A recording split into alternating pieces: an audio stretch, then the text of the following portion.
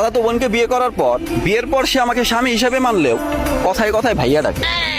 এই তো সেদিন বললাম যে আম্মার কাছ থেকে 1,000 টাকা নিয়ে আস। সে আম্মাকে গিয়ে বলে ভাইয়া 1,000 টাকা চায়। আম্মা তো বউয়ের মুখে ভাইয়া ডাক শুনে রীতিমতো হতাশ। আমি সুন্দর করে বুঝায় বললাম যে দেখো, সবসময় আমাকে ভাইয়া ডাকবা না, লোকে মন্দ বলবে।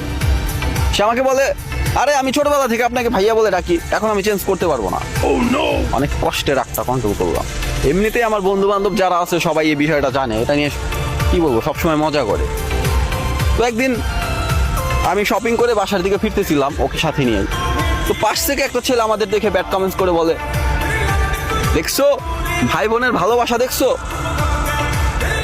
আমি তো মেজাজটা হারায় ফেলছি। পরে আমি রাগ করে তেড়ে যাচ্ছি ওদের দিকে, আমাকে পেছন দিক থেকে হাতটা টেনে ধরে বলে ভাইয়া রাস্তার ছেলেদের সাথে লাগতে যাবেন না, ওরা ভালো না।